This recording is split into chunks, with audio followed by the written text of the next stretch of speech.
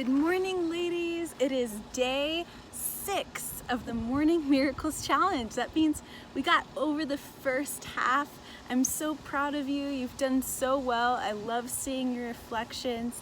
And now, as the air is starting to change, I know here, I'm this close to needing a sweatshirt or something. My belly's getting bigger. You know I'm pregnant, right? Okay. So sometimes when you see me on camera, sometimes my face is all puffy and other times it's back to normal. I don't know. It's just part of what's going on with me. So we're all going through seasons of life, right? So today is all about the shoes of peace. And I love in the Armor of God Bible Study by Priscilla Shirer how she goes into depth about the shoes themselves. And she talks about how no matter what sport you might do, it seems like there's only one type of shoe that is intended for that sport. Like, you can't wear basketball shoes for track and field.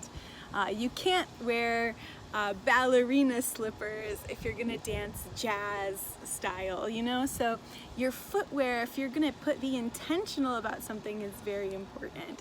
Let's talk about the spiritual footwear that God gives you to put on every day. Those are the shoes of peace. Ladies, these shoes were not meant to stay on a little sidewalk, you know? These shoes are meant for the storms of life, for the rocky terrain. These shoes are meant for running that race that God has marked out for you with excellence. The shoes are more than just for your own comfort and security. She also explains how the Roman soldiers would stand in a line and form a line that couldn't be penetrated, and their footwear was really important for that. Being able to dig into the soil made it so they wouldn't stumble if things were being thrown at them. She says the terrain of Christian living can be rough. Dealing with other people in a way that is healthy and promotes peace requires a supernatural endowment that can only come from God Himself. Only these shoes, the shoes of peace, will do. So how do we put on the shoes of peace? Well, first we learn in Philippians chapter 4, verses 6 through 7, that the way that we get the peace of God that surpasses all understanding is through prayer and petition. And prayer and petition is one of the central parts of the Morning Miracles Challenge, right? So we're doing this on a daily basis. Now, the second thing Priscilla says, it comes from Colossians chapter 3, verse 15.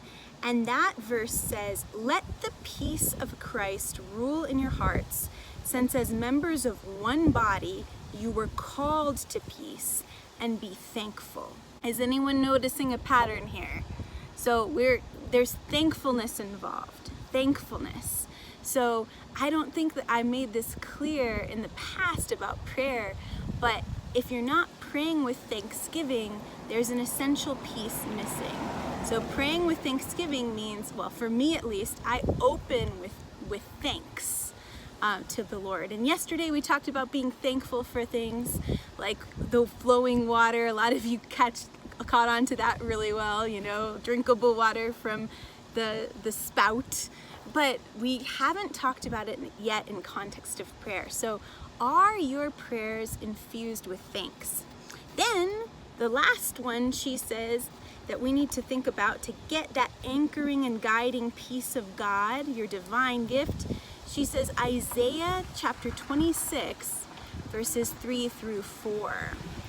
And it says here that God keeps your mind in perfect peace. I know a lot of you were telling me that your mind is one of the most challenging parts of your life to control. Wouldn't it be nice to have perfect peace in your mind? I know for me, that's something I really want. So in Isaiah chapter 26, verses 3 through 4, we learn that the mind that He keeps in perfect peace is the one that stayed on Him. How do we stay on Him? It goes on to say That is the mind that trusts in him. So since the Lord God is our everlasting rock, we can trust in him forever. So trust leads to thankfulness, and then thankfulness leads to gratitude, and gratitude activates peace. She says the messages of these passages are inextricably tied together. When we choose thankful prayer over wallowing in anxiety and worry, we are demonstrating an unwavering trust in God.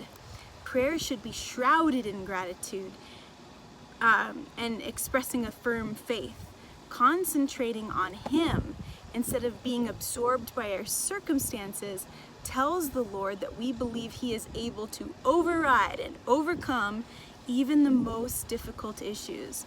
This kind of faith catches his attention, right? And he responds by activating his peace within us, a peace that will not only guard, but also guide us by helping us to discern the direction God is leading to take in our lives.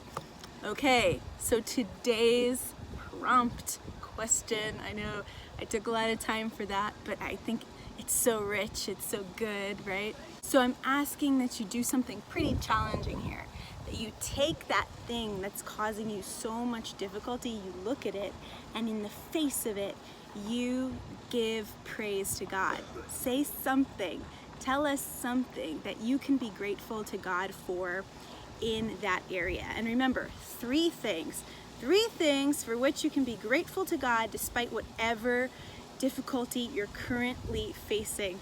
And I hope that you will use those three pieces of gratitude in your prayer strategy for the rest of this challenge.